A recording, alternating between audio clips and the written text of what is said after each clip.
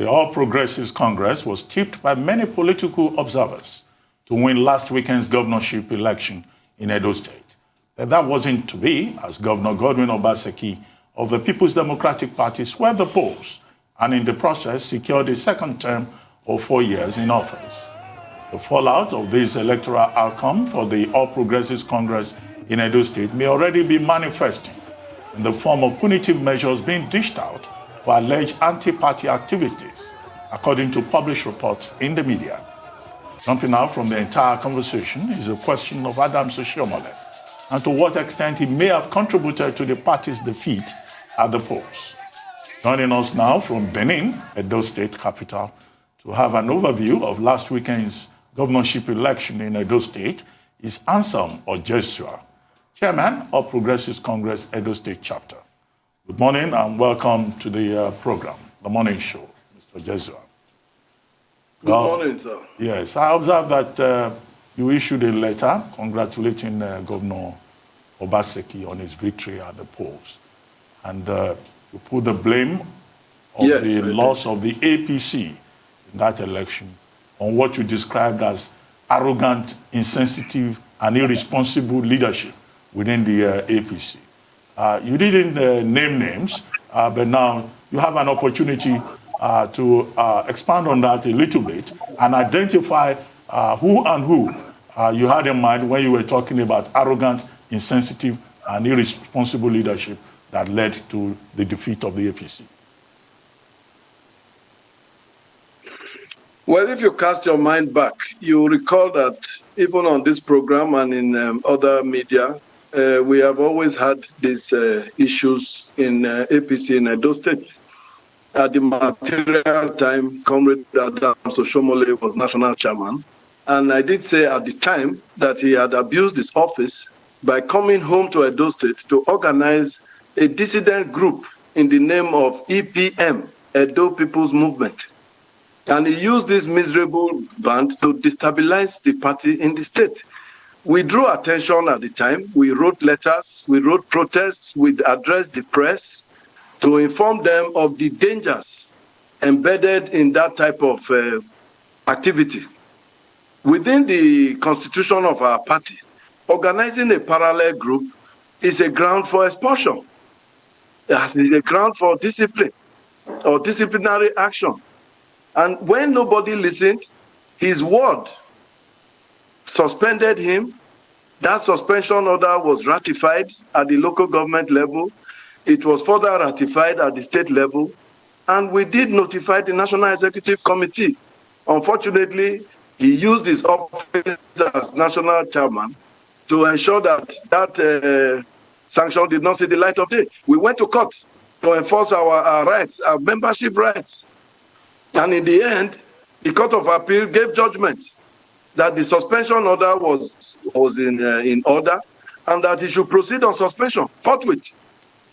Unfortunately, the national leadership of the party at the time continued to patronize him. Unfortunately. And in the end, just because of his hatred for the governor, who ironically was enjoying a lot of popularity in the state, not just of members of the party, but of the citizens in the state. And therefore, in my opinion, in our opinion as a leadership in the state, we consider the governor as our most valuable asset. And we did say so.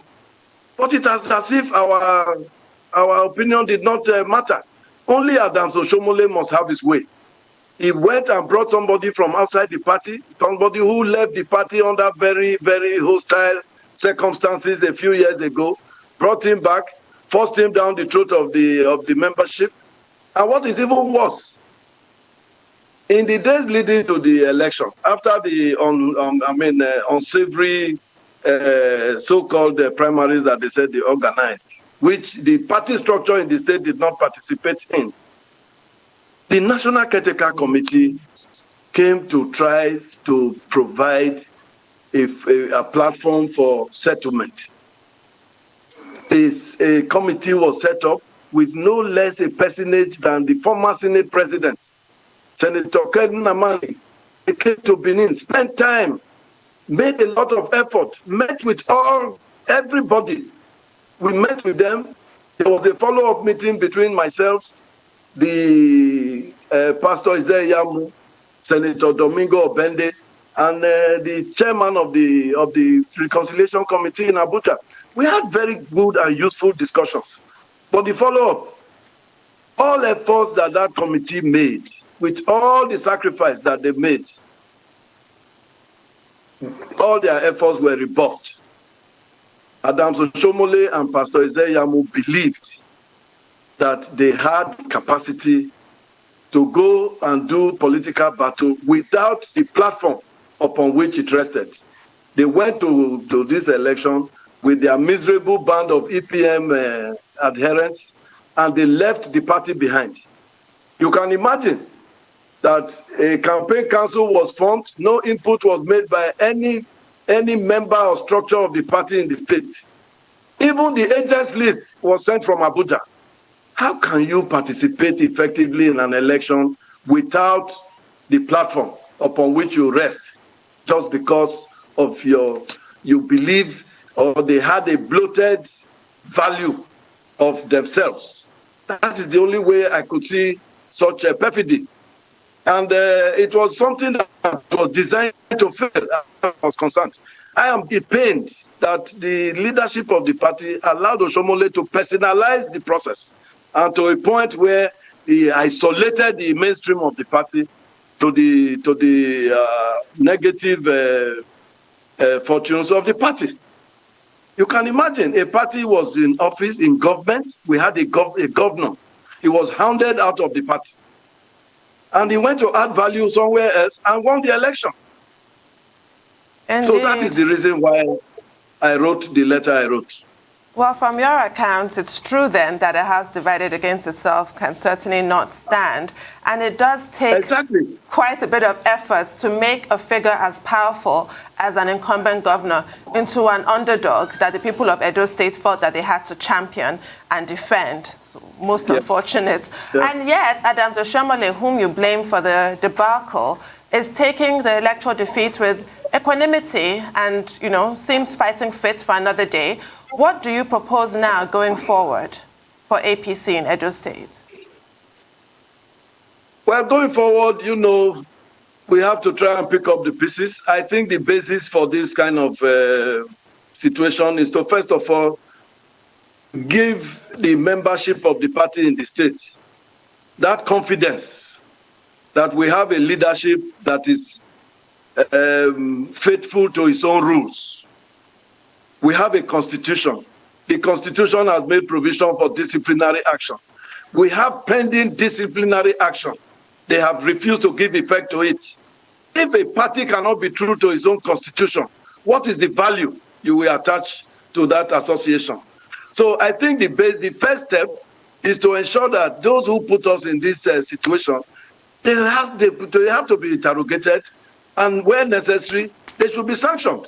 In the case of Adams Oshiomhole, the first step is to give effect to the suspension order. If there's going to be any attempt at reconciliation, it must be on the basis of that discipline. If it is not so, then it will wane the confidence of the membership. It will give the impression that the party is rewarding those who are working against its interest. You can just imagine now how many governors APC has lost in the past 2.5 years. It's so painful. So painful. Right, Mr. Anselm Ojezua, while all of this was going on, why didn't you voice out? A lot of people say, why didn't you voice out enough while the campaign started, while all of this was going on? Because when you look at it, the APC is still your party.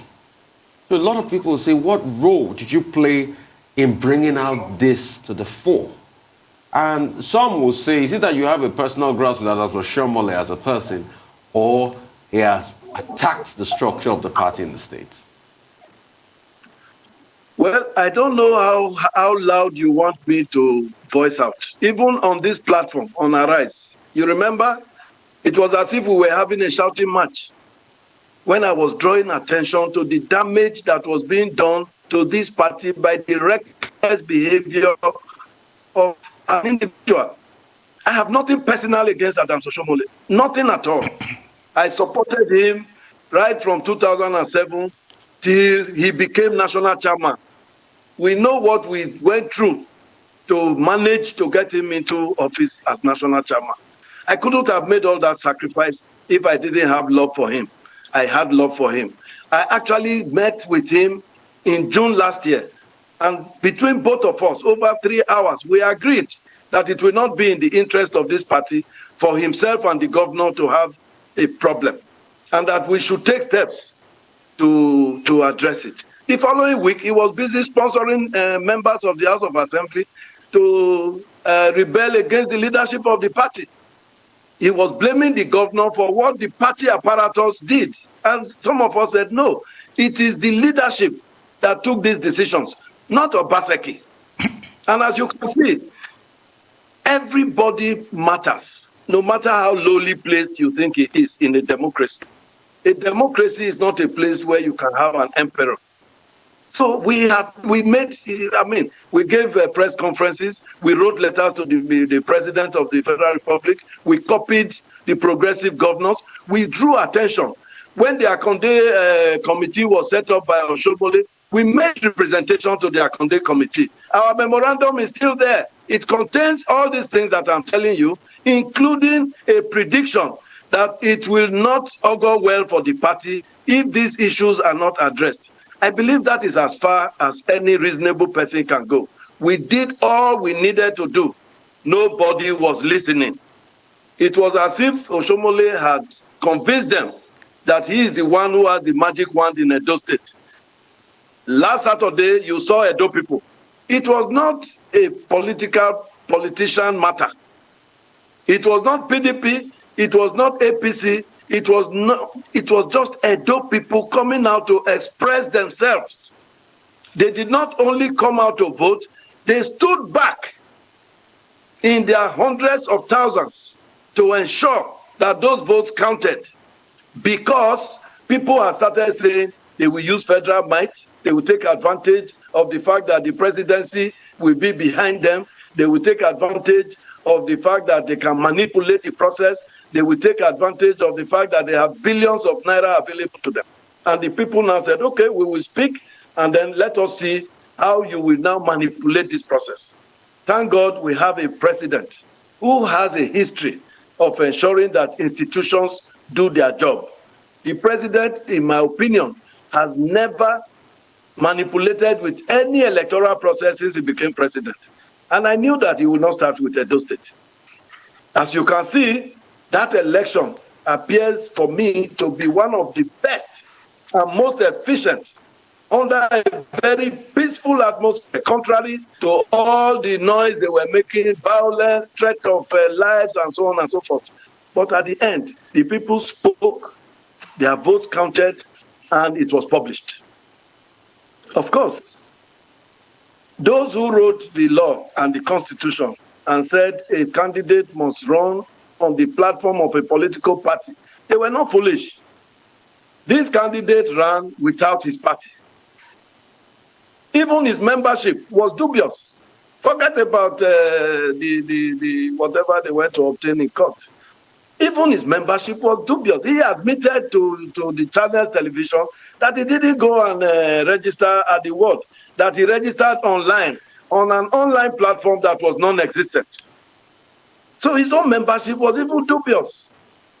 How do you go to battle with such a sorry situation? So these are the issues.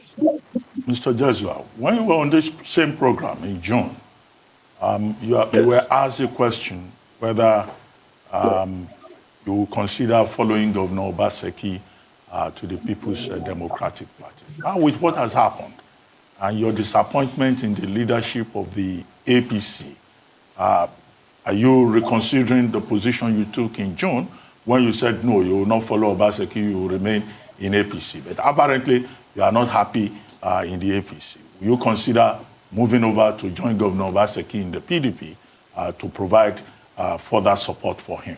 And then secondly, there are speculations that the candidate of the APC, Yamu, may proceed to the Election Petition Tribunal because of complaints that he has expressed since the election. If you choose to remain in the APC, will you support the idea of challenging that September 19 election and its outcome at the tribunal? Okay, in answering your question, I think you need to draw a distinction between the leadership of the party when Adams Oshiomhole held sway and the leadership at the moment. You know, Adams Oshiomhole had a stranglehold on the National Working Committee, with which organ he wreaked a lot of damage, not just in Edo State, but across the country. As a matter of fact, I am reliably informed that the caretaker committee, they discovered that only very few states are not embedded in crisis, and most of which were stimulated and ignited by Adams Oshiomhole and his working committee. I believe that it is because of that that the National Executive Committee met and actually dissolved the National Working Committee. So it's not just Adams Oshiomhole, you know. So since Bunu took over as caretaker chairman, his attitude is much, much more an improvement than what held before. This is what gives us hope. Unfortunately, he just came in and we were preparing for elections. He tried to provide a platform for reconciliation. There was nothing the caretaker chairman did not do to foster reconciliation. I told you earlier that Senator Ken Namani, he came here with his committee. They did a fantastic job. They listened to everybody. They made their recommendations. They went further. There was a follow-up meeting in Abuja. We did everything. We had a good meeting. The outcome was good, but the implementation was dead on arrival. The party was completely isolated at the state level. I cannot blame the National Caretaker Committee for that. They inherited this problem. I am now saying, now that we are where we are, and because we have confidence in the new leadership, we are now recommending to them the conditions for peace and rehabilitation of our party in Edo State. That's what we are saying. If I wanted to live for Obasanjo, it's my choice. I am old enough to know what I want. I was in PDP before. I still have a lot of friends there. So if I wanted to go, I would go. Now, coming to the issue of Pastor Ezeyamu going to court, I believe that is his own prerogative. I don't want to preempt or prejudice what he's going to do, except than to say that the president has congratulated the winner of that election, who is the leader of our party at the national level. The national chairman of the caretaker committee has also given a congratulatory message. In fact, that message contained a lot of things, including that this election was free, it was fair, it was transparent, and that it reflected the wishes of the people. So if anybody now says he has seen something that the rest of us did not see, well, you cannot say he shouldn't go. But you know, these cases sometimes can only create distraction for us. We have had sufficient problem with COVID. We have had sufficient problem with even the election itself. The election was not conducted, with the atmosphere around the election was too electric. And most of it was generated by them. But in any case, the outcome is out. If you ask me, I would say, I don't see anything that will make anybody want to go to tribunal. But I cannot stop anybody from exercising his legal and constitutional rights. If he asks me as a lawyer, I will say I don't find any grounds for it, but he is entitled to his decisions. Well, it wasn't a total wash for APC. APC, your candidate did get over 200,000 votes and win 5 local governments. What plans does the party have to consolidate on that success, if I can use the word, considering he actually lost the election? I'm afraid I cannot share your views. We are in a party that used to have 18/18. The last general election, we had 24 seats in the House of Assembly of 24. Now, from 18 local governments, we fall down to 5 local governments. And you say you call it success? Well, I did concede that it's a strange word to use, considering that he lost the election, for lack of a better word. I mean, are you just going to down tools and flounce off? Are you not going to try and recapture Edo State? We are going to try, first of all, to even do anything. You see, the fight now is a fight for survival. We want to see whether we can get the party to survive. You have to survive before you can even be in a position to contest. This party has been so abused,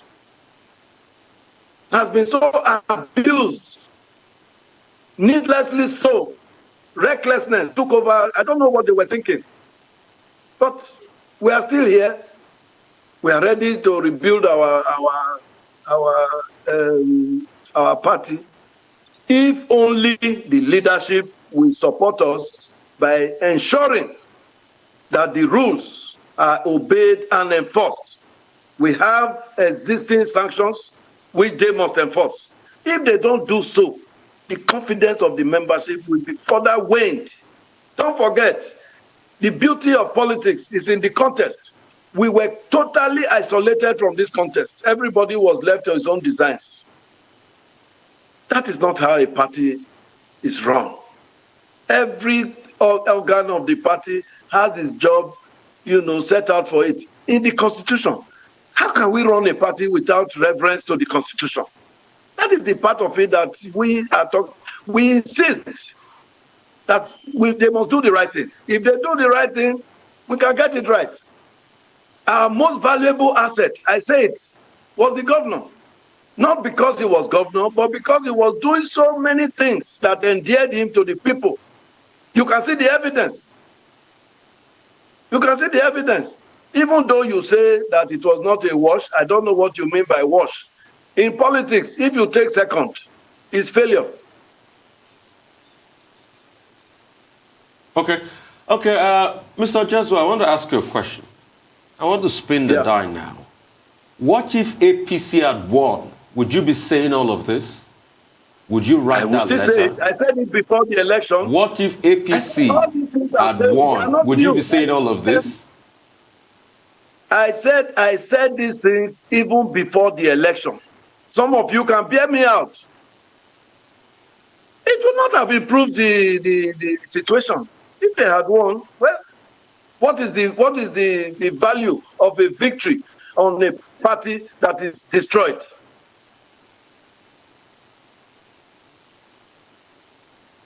Hello?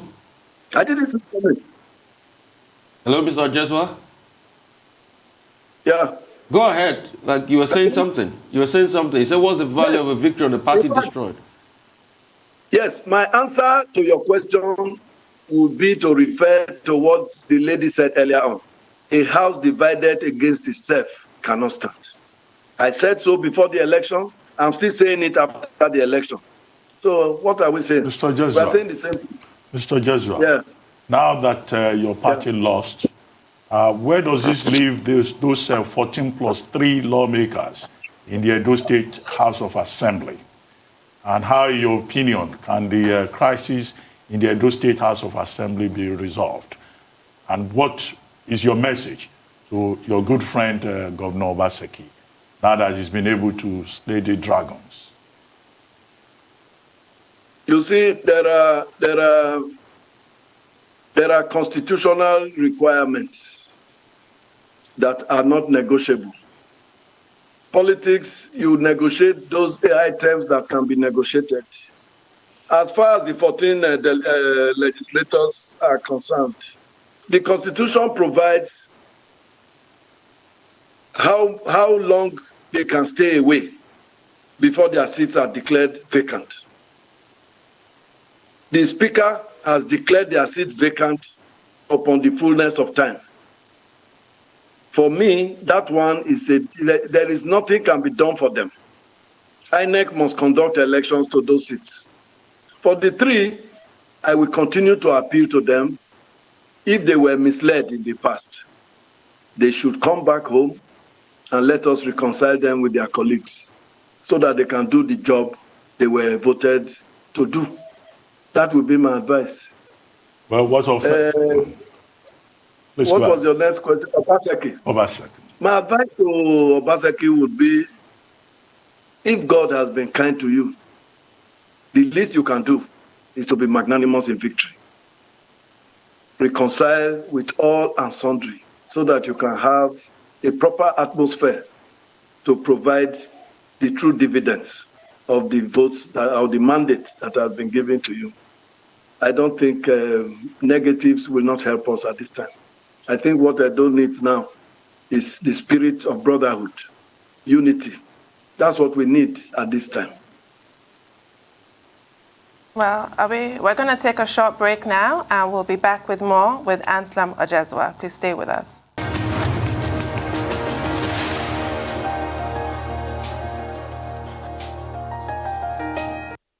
Welcome back to the morning show here on Arise News. We're still with Anselm Ojezua, Chairman of Progressives Congress, Edo State Chapter.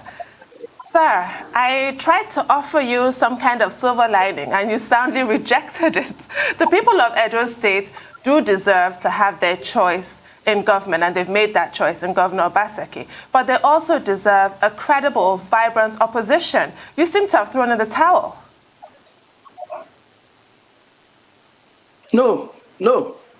Rather, I am saying we have to rebuild our party to position ourselves to provide that vibrant opposition.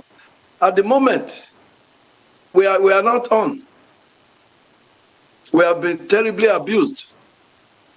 The party is more or less in disarray.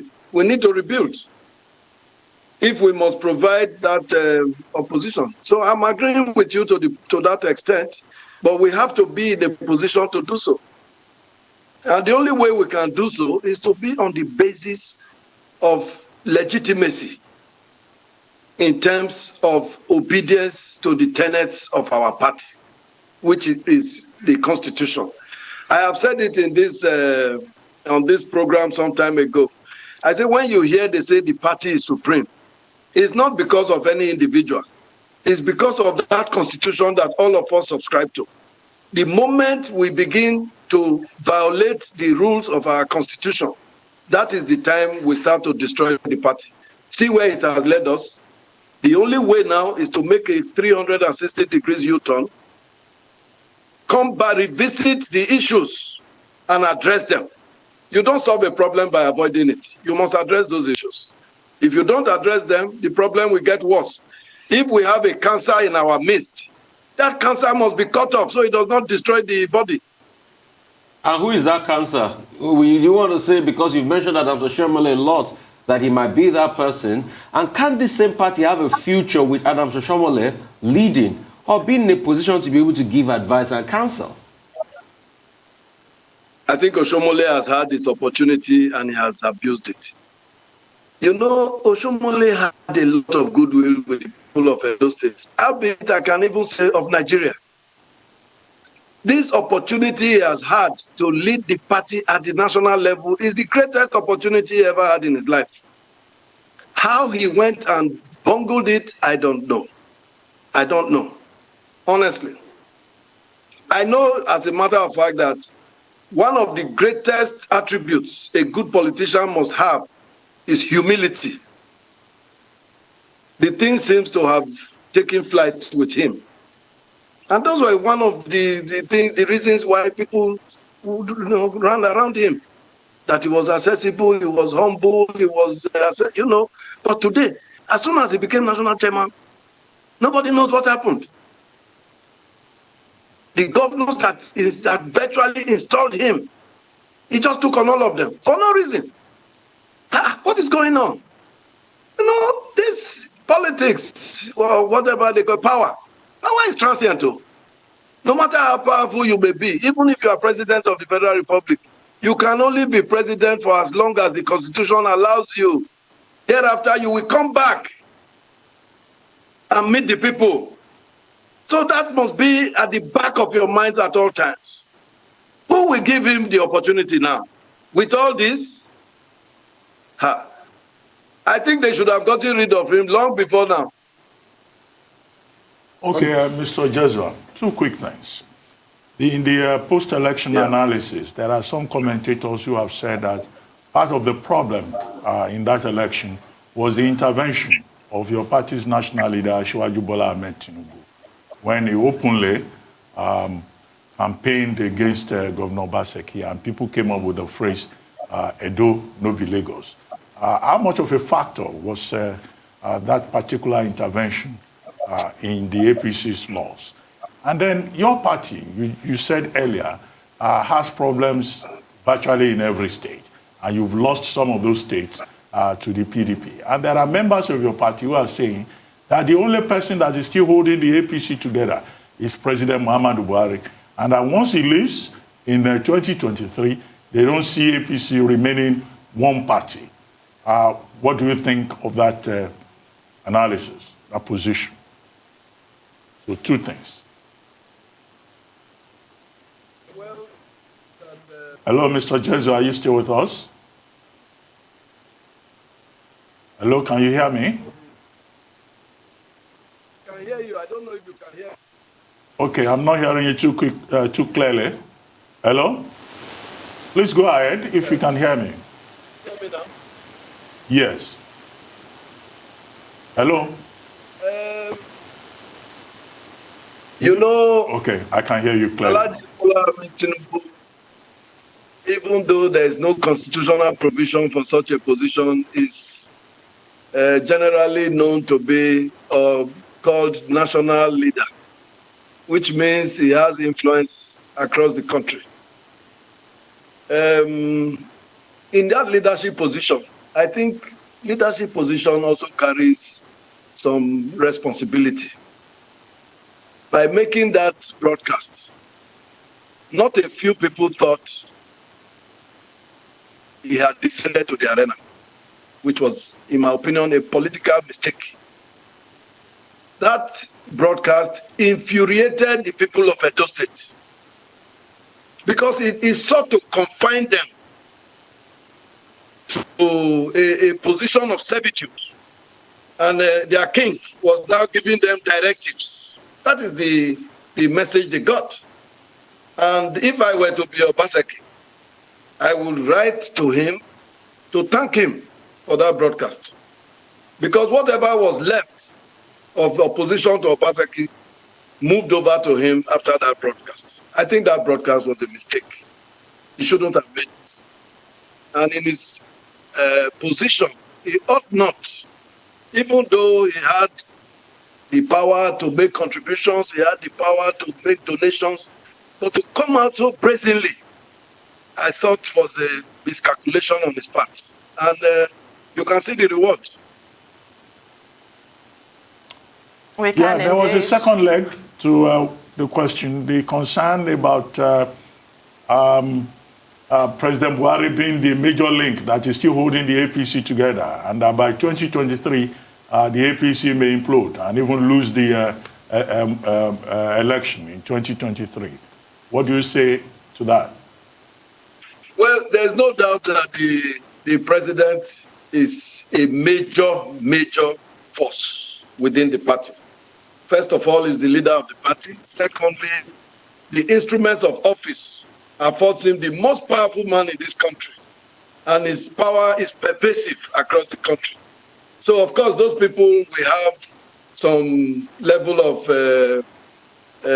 credibility if you say, yes, the president is the one who is binding the party together. But the fortunes of the party will generally depend on how the party is managed. How the party is managed in looking for a successor. If there is a consensus, everybody agreeing, at least majority across the country, then the party can be put together to fight. PDP was almost gone. The strength that PDP now has is the recklessness exhibited by APC. Look at Zamfara. The entire gamut in Zamfara was donated to PDP by Oshiomhole. Recklessness. We didn't even contest the governorship in is it Taraba, where we fielded somebody who has no qualification. We didn't handle River State properly. So we have no candidates, not for governorship, not for National Assembly, not for House of Assembly, because of our recklessness. We won election in Bayelsa. We lost it. Recklessness again. Just we could not check the certificate of somebody, or we thought we were too powerful. Nobody can question it. You see, this level of impudence, impunity, arrogance, it can never help us as a party. We have to have a rethink. The problem of APC lies in its management. The ability of those managers to obey the rules set out in the constitution of the party. So long as we begin to treat even the constitution with levity, the party will have no future. We have an opportunity now. 2023 is still 3 years away. A lot can still be done. And I believe it. Okay. The president has said so several times. Please, let us respect the organs of the party from the world level to the national level. It was as if he was talking to himself.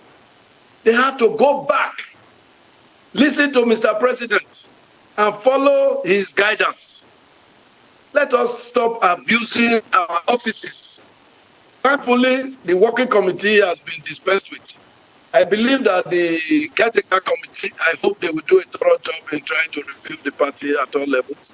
And then let's see how it goes. But the secret is in the management. If they manage it well, we have a chance. If they don't, we lose our chances, as we have done in several occasions in the past.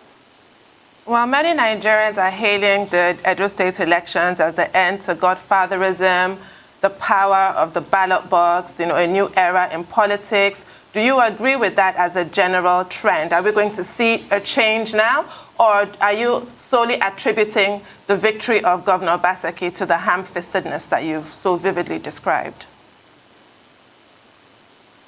No, I think that one of the positive outcomes of this election is the fact that people have shown that the people, not politicians, the people can speak and that they have the capacity to protect their speech. That's what happened in Edo State. And in my opinion, that is the kind of thing we would like to see across the country. Because we have seen in situations where people are reported to use violence and the rest, intimidation, to beat the people into apathy. In Edo, I saw proactivity. I saw people on their own. I'm sure all of you saw it. It was on television. People came out, they spoke, they defended their votes, and they were ready for anything. I think that's the kind of attitude that Nigerians should have. We need to have it for our democracy to grow. Well, thank you very much, Mr. Anselm Ojezua, Chairman of Progressive Congress, Edo State, for joining us on the morning show.